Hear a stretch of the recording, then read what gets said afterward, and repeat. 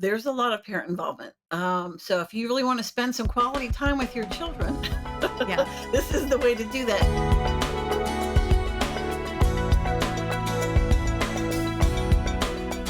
So a textbook is about the easiest grab and go kind of curriculum that you can have. It how much as you're looking and talking to parents and stuff, and I guess it would depend somewhat on the grade and age of the child, how much parent involvement is required typically with a textbook?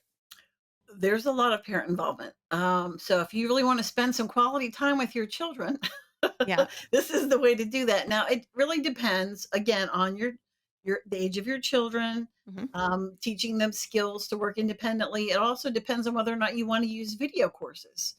And video courses are often taught for you Hmm. using the textbooks as the guide. And so, a Yeah. video course that's taught by a teacher using the textbooks will be using all the same stuff, but you as a parent can facilitate. And so, for a new homeschooler or somebody who's got really young kids, a lot of the parents I want to teach my child to read, or I Yeah. want to be able to be the first one to teach my kids how to do these things. And then when two or three come along and you've got a toddler and a baby and math is getting a little more complicated, it becomes pretty heavy duty for a parent. So, for example, if you have four kids, I have four kids, and there's eight subjects to teach. That's 32 preps Right.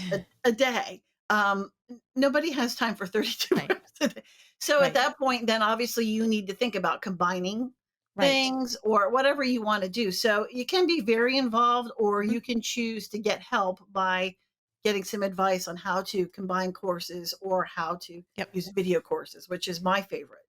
Yes, and we will talk about video courses, but I'm glad you touched on that because that's something I wanted to ask you about as far as combining courses is how easy is it to use a textbook when you've got multiple ages um, and different grades? How well does that work with a textbook?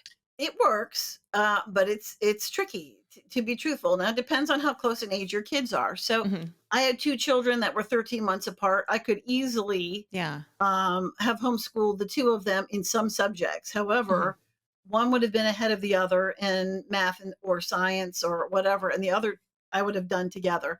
So, and even then, because I came from a teaching background, I would want to have done all the stuff, which I would have burnt out very quickly. Hmm. So, my advice is if you're going to teach it yourself, um, don't think about doing all this. this Right. is this is not what it's meant to be. So even just looking at it, we're having two kids that are maybe within 2 years of each other. You can certainly do history and science together. You can buy a second book or a second workbook. You can choose not to test. You can just do it for exposure. Hmm. But every child probably needs his own math lesson and probably needs his Right. own reading lesson in the younger years. Sure. But when you get into the middle school and high school, there are some things that they're learning independently, and you don't have Right. to sit there and read it to them. At that point, they can read for themselves, and you're kind of there to guide. So it Yeah. really depends on your children. It depends on your confidence in homeschooling, but it is definitely some work.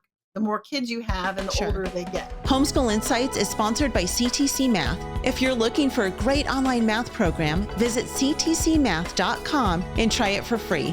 For more great homeschool inspiration and resources, listen to the Schoolhouse Rocked podcast every Monday, Wednesday, and Thursday.